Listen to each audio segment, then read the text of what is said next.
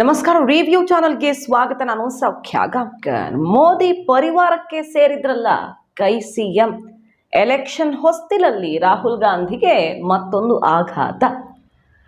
ಮಾಹಿತಿ ಮುಂದೆ ಇಡ್ತಾ ಇದ್ದೀವಿ. ಮಿಸ್ ಮಾಡಿದ್ರೆ ನಮ್ಮ ಚಾನಲ್ನ ಸಬ್ಸ್ಕ್ರೈಬ್ ಮಾಡಿ, ಹಾಗೆ ನಿಮ್ಮ ಅಭಿಪ್ರಾಯ ಕಮೆಂಟ್ ಮಾಡ್ತೀವಿ. CS ವೀಕ್ಷಕರೇ, ಸದ್ಯ ಪಕ್ಷಾಂತರ ಪರ್ವಗಳೆಲ್ಲ ಒಂದು ಕಡೆ ಅದು ನೋಡ್ತಾ ಇದ್ದೀವಿ. BJPಗೆ ಹಾಲಿ ಶಾಸಕರು, MP ಗಳು ಕಾಂಗ್ರೆಸ್ನಿಂದ ಬೇರೆ ಬೇರೆ ಪಕ್ಷಗಳಿಂದ ಹೋಗ್ತಿರೋದು, ಮಾಜಿ ಮಿನಿಸ್ಟರ್ಸ್, ಮಾಜಿ ಮುಖ್ಯಮಂತ್ರಿಗಳೆಲ್ಲ ಕೈ ಬಿಟ್ಟು ಕಮಲ ಹಿಡಿದಿರೋದು, ಬೇರೆ ಬೇರೆ INDI ಮಿತ್ರ ಪಕ್ಷಗಳಿಗೆ ಆಘಾತ ಎದುರಾಗಿದೆ.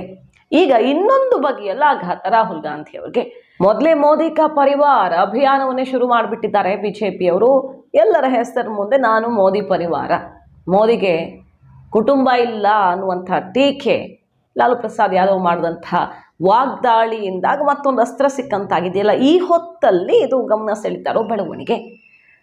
ಮೊನ್ನೆ ಅಷ್ಟೇ ರಾಹುಲ್ ಗಾಂಧಿಯವರು ಈ ಪರಿವಾರ, ಮೋದಿ ಪರಿವಾರ ಅನ್ನೋ ಬಗ್ಗೆ ಮಾಧ್ಯಮಗಳ ಪ್ರಶ್ನೆ ಕೇಳಿದಾಗ, ಹೌದೌದು ಮೋದಿ ಪರಿವಾರದವರು ಇಡೀ ದೇಶದ ಭ್ರಷ್ಟಾಚಾರ ಮಾಡಿ ಎಲ್ಲ ಕಬಳಿಸ್ತಿದ್ದಾರೆ ಅಂತ ಅಟ್ಯಾಕ್ ಬೇರೆ ಮಾಡಿದ್ರು. ಈ ಹೊತ್ತಲ್ಲಿ ಕಾಂಗ್ರೆಸ್ CMನೇ ಆಘಾತ ಕೊಟ್ಟಿದ್ದಾರೆ. ಮೋದಿ ಪರಿವಾರವನ್ನ ಈ ಮೂಲಕ ಸೇರಿದ್ರ ಕೈ ನಾಯಕ, ಮೋದಿ ನನ್ನ ಬಿಗ್ ಬ್ರದರ್ ಅಂತ ಹೇಳಿ ಮೋದಿ ಮಾಡೆಲ್ಗೂ ಜೈ ಅಂದ್ಬಿಟ್ಟಿದ್ದಾರೆ. ಬೇರೆ ಯಾರು ಅಲ್ಲ, ರೇವಂತ್ ರೆಡ್ಡಿ ಅವರು, ತೆಲಂಗಾಣ ಮುಖ್ಯಮಂತ್ರಿ. ಮೊದಲು BJPಯಲ್ಲಿದ್ದಂಥ ನಾಯಕ ರೇವಂತ್ ರೆಡ್ಡಿ ಅವರು ಮೋದಿ ಕಾರ್ಯಕ್ರಮದಲ್ಲಿ, ತೆಲಂಗಾಣಕ್ಕೆ ವಿಸಿಟ್ ಮಾಡಿದ್ರಲ್ಲ ಮೋದಿ, ಈ ಕಾರ್ಯಕ್ರಮದಲ್ಲಿ ಮಾಡಿದ ಭಾಷಣ ಈಗ ಹುಬ್ಬೇರಿಸುವಂತೆ ಮಾಡಿದೆ. ಸಹಜವಾಗಿ ಕೇಂದ್ರ ಮತ್ತು ರಾಜ್ಯದ ನಡುವೆ ಒಳ್ಳೆಯ ಸಂಬಂಧ ಇರಬೇಕು, ಒಕ್ಕೂಟ ವ್ಯವಸ್ಥೆಯಲ್ಲಿ ಅನ್ನೋದಿರುತ್ತೆ. ಆದರೆ ಎರಡು ವಿಭಿನ್ನ ಪಕ್ಷದವರು ಈ ರೀತಿ ರಾಜಕೀಯ ಬದ್ಧ ವೈರಿಗಳು ಕ್ರೆಡಿಟ್ ಕೊಡೋದಿದೆಯಲ್ಲ, ಫುಲ್ ಮಾರ್ಕ್ಸ್ ಕೊಡೋದಿದೆಯಲ್ಲ, ಅದು ಎಲೆಕ್ಷನ್ ಹೊತ್ತಲ್ಲದು ಕೂಡ. ಕೈ ಹೈಕಮಾಂಡ್ ನಾಯಕರು ಮುಗಿ ಬೀಳ್ತಿರುವಾಗ, ಮೋದಿ ಮಾಡೆಲ್ ಫೇಲ್ಯೂರ್, ಅಭಿವೃದ್ಧಿ ಆಗಿಲ್ಲ ಅಂತ ಮುಗಿ ಬೀಳ್ತಿರುವಾಗ ಫುಲ್ ಮಾರ್ಕ್ಸ್ ಕೊಡೋದಿದೆಯಲ್ಲ, ಅದು ನಿಜಕ್ಕೂ ಕೂಡ ಆಘಾತಕಾರಿ ವಿಚಾರ ಕೈ ನಾಯಕತ್ವಕ್ಕೆ. ರೇವಂತ್ ರೆಡ್ಡಿ ಅವರು ಶುರು ಮಾಡ್ತಾರೆ, ನರೇಂದ್ರ ಮೋದಿ ಪ್ರಧಾನಿ ಅಂದರೆ ನಮ್ಮ ಬಿಗ್ ಬ್ರದರ್ ಅಂತ ಹೇಳ್ತಾ ಶುರು ಮಾಡ್ತಾರೆ. ತೆಲಂಗಾಣ ಅಭಿವೃದ್ಧಿ, ನಮ್ಮ ಕನಸನ್ನು ನನಸು ಮಾಡೋದಕ್ಕೆ ನಿಮ್ಮ ಸಂಪೂರ್ಣ ಸಹಕಾರ ಬೇಕು ಅಂತ. ಇಷ್ಟೇ ಆಗಿದ್ರೆ ಏನು ವಿಶೇಷ ಇಲ್ಲ, ಯಾಕಂದ್ರೆ ಪ್ರಧಾನಿ ಅನ್ನೋರು ಎಲ್ಲ ರಾಜ್ಯಗಳಿಗೂ ಕೂಡ ಸಂಬಂಧಪಟ್ಟವರೇ, ಒಕ್ಕೂಟ ವ್ಯವಸ್ಥೆ ಅಂಥದ್ದೊಂದು ಸ್ಟೇಟ್ಮೆಂಟ್ ಅಂತ ಅಂದುಕೊಳ್ಬಹುದಿತ್ತು. ಆದ್ರೆ ಮುಂದುವರಿತಾರೆ ಅವರು. ತೆಲಂಗಾಣವನ್ನ ಗುಜರಾತ್ ರೀತಿಯಲ್ಲಿ ಅಭಿವೃದ್ಧಿ ಮಾಡಬೇಕು, ಗುಜರಾತ್ ಹೇಗೆ ಮುಂದಕ್ಕೆ ಬಂದಿದೆಯೋ ಅದೇ ರೀತಿ ತೆಲಂಗಾಣವನ್ನ ಮುಂದೆ ತರಬೇಕು. ನೀವು ಅಲ್ಲಿ ಸಬರ್ಮತಿ ರಿವರ್ನ ಡೆವಲಪ್ ಮಾಡಿದ್ರಿ, ಅದರಿಂದ ಬಹಳಷ್ಟು ಅನುಕೂಲ ಆಯಿತು. ನಾವಿಲ್ಲಿ ಮೂಸಿ ರಿವರ್ನ ಅದೇ ರೀತಿಯಲ್ಲಿ ಅಭಿವೃದ್ಧಿ ಮಾಡಬೇಕು. ಮೆಟ್ರೋಪಾಲಿಟನ್ ಸಿಟಿಗಳ ಪೈಕಿ ಹೈದರಾಬಾದ್ ಕೂಡ ಇದೆ, ಅದರ ಅಭಿವೃದ್ಧಿಗೆ ನಮಗೆ ಸಾಥ್ ಬೇಕು. ನಿಮ್ಮ 5 ಟ್ರಿಲಿಯನ್ ಎಕಾನಮಿ ಅನ್ನೋ ಕನಸಿದೆಯಲ್ಲ, ಮೋದಿ ಕನಸನ್ನು ನನಸು ಮಾಡೋದಕ್ಕೆ ತೆಲಂಗಾಣ ನಾವು ಕೂಡ ಕೊಡುಗೆ ಕೊಡ್ತೀವಿ, ನಾವಿಬ್ಬರು ಒಟ್ಟೊಟ್ಟಿಗೆ ಹೆಜ್ಜೆ ಇಡೋಣ ಅನ್ನುವಂಥ ಸಂದೇಶ ಕೊಡ್ತಾರೆ. ಇದು ಇಂಟ್ರೆಸ್ಟಿಂಗ್ ಅಂತ ಅನಿಸಿರೋದು. ಯಾಕಂದರೆ ಗುಜರಾತ್ ಮಾಡೆಲ್ ಅಂದರೆ ಫೇಲ್ಯೂರ್, ಅಟ್ಟರ್ ಫ್ಲಾಪ್ ಅಂತ ಅಟ್ಯಾಕ್ ಮಾಡುತ್ತೆ ಕಾಂಗ್ರೆಸ್. ಇಲ್ಲೂ ನೋಡ್ತೀವಲ್ಲ, ಕಾಂಗ್ರೆಸ್ ನಾಯಕರು ಸಿದ್ದರಾಮಯ್ಯನವರು ಇದೇನಾ ಗುಜರಾತ್ ಮಾಡೆಲ್ ಅಂದರೆ? ಗುಜರಾತ್ ಮಾಡೆಲ್ ಅಂದರೆ ನಿರುದ್ಯೋಗ, ಗುಜರಾತ್ ಮಾಡೆಲ್ ಅಂದರೆ ಅಲ್ಲಿ ಅಭಿವೃದ್ಧಿಯೇ ಇಲ್ಲದೆ ಇರೋದು, ನಿಮ್ಮವರು ಬಂದಿಲ್ಲಿ ಅದು ಇದು ಫುಟ್ಪಾತಲ್ಲಿ ಮಾರ್ತಾರೆ ಅನ್ನೋ ತನಕ ಅಟ್ಯಾಕ್ ಮಾಡ್ತಾರಲ್ವ ಕಾಂಗ್ರೆಸ್ಸಿಗರು. ಅಂಥದ್ರಲ್ಲಿ ಗುಜರಾತ್ನ ರೀತಿಯಲ್ಲಿ ನಾವು ತೆಲಂಗಾಣವನ್ನು ಅಭಿವೃದ್ಧಿ ಮಾಡಬೇಕು ಅಂತ मोदी मॉडल के फुल मार्क्स ಕೊಟ್ಟಿರೋದು ಗಮನ ಸೆಳೀತಾ ಇದೆ. हम हमारे हिसाब से प्रधानमंत्री का मतलब हमारे बड़े भाई के जो मदद रहे तो ही हर प्रदेश के मुख्यमंत्री उनके क्षेत्र में वो कुछ तरक्की कर सकता है, कुछ डेवलपमेंट को आगे ले सकता है.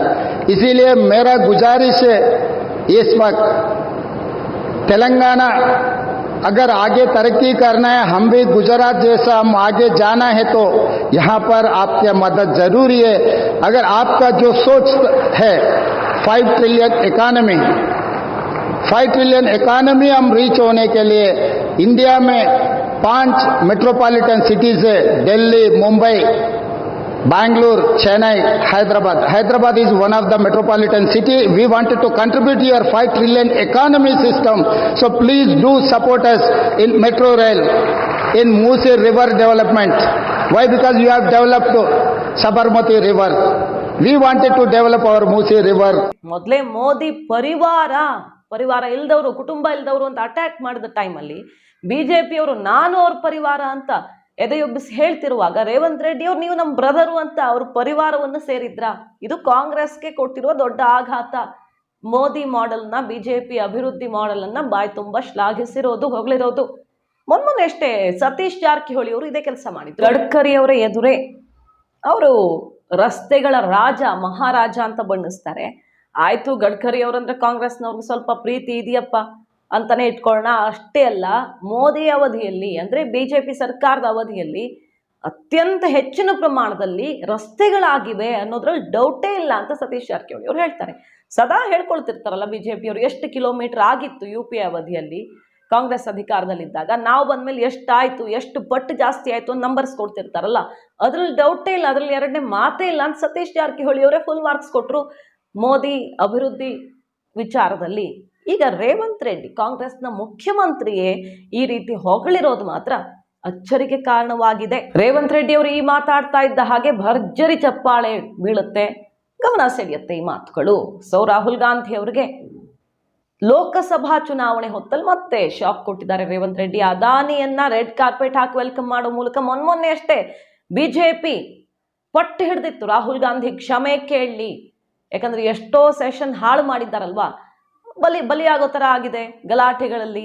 ಅದಾನಿ ಅಂಬಾನಿ ಅಂದ್ಕೊಂಡು ಮೋದಿ ವಿರುದ್ಧ ಮುಗಿಬಿದ್ದು ಸರ್ಕಾರದ ಸಮಯವನ್ನು ಹಾಳು ಮಾಡಿದ್ದಾರೆ, ಅಲ್ಲಿ ಚರ್ಚೆ ಮಾಡುವಂಥ ಅವಕಾಶವನ್ನು ಹಾಳು ಮಾಡಿದ್ದಾರೆ. ಸೊ ಕ್ಷಮೆ ಕೇಳಲಿ. ಇವತ್ತು ಕಾಂಗ್ರೆಸ್ನ ಮುಖ್ಯಮಂತ್ರಿ ರೆಡ್ ಕಾರ್ಪೆಟ್ ಹಾಸಿ ಅದಾನಿ ಅವ್ರನ್ನ ವೆಲ್ಕಮ್ ಮಾಡಿರೋದು ಏನು ನಿಮ್ಮ ನಿಲುವು, ಹಾಗಾದ್ರೆ ಕ್ಲಿಯರ್ ಮಾಡಿ ಅಂತ ಚಾಟಿ ಬೀಸೋದಕ್ಕೆ ಅಸ್ತ್ರವಾಗಿತ್ತು. ಒಬ್ಬ ಮುಖ್ಯಮಂತ್ರಿಯಾಗಿ ರಾಜ್ಯದ ಅಭಿವೃದ್ಧಿ ಆಗಬೇಕಂದ್ರೆ ಎಲ್ಲ ಬಗೆಯಲ್ಲಿ ಯೋಚಿಸ್ತಾರೆ. ಕರ್ನಾಟಕದಲ್ಲೂ MB ಪಾಟೀಲ್ರು ಇಲ್ಲಿನ ನಾಯಕರೆಲ್ಲ ವೆಲ್ಕಮ್ ಮಾಡಿದ್ರಲ್ಲ, ದಯವಿಟ್ಟು ಬನ್ನಿ, ನಾವು ಇಲ್ಲ ಎಲ್ಲ ಸೌಲಭ್ಯ ಕೊಡ್ತೀವಿ, ಟ್ಯಾಕ್ಸ್ ಅನುಕೂಲ ಮಾಡ್ಕೊಡ್ತೀವಿ, ಭೂ ಸ್ವಾಧೀನದಲ್ಲಿ ಅನುಕೂಲ ಮಾಡ್ಕೊಡ್ತೀವಿ, ಇನ್ವೆಸ್ಟ್ ಮಾಡಿ ಅಂತ ಕರೆದಿರ್ಲಿಲ್ವಾ? ಅದೇ ರೀತಿಯಲ್ಲಿ ಮುಖ್ಯಮಂತ್ರಿಯಾಗಿ ರೇವಂತ್ ರೆಡ್ಡಿ ಅವ್ರು ಕರೆದಿದ್ದು ಮುಜುಗರಕ್ಕೆ ಕಾರಣ ಆಗಿತ್ತು ರಾಹುಲ್ ಗಾಂಧಿ ಅವರಿಗೆ. ಈಗ ಮೋದಿ ಮಾಡೆಲ್ ರೀತಿಯಲ್ಲಿ ನಾನು ತೆಲಂಗಾಣ ಮಾಡಬೇಕು ಅಂತ ಹೇಳುವ ಮೂಲಕ ಅಚ್ಚರಿಗೆ ಕಾರಣ ಆಗಿದೆ.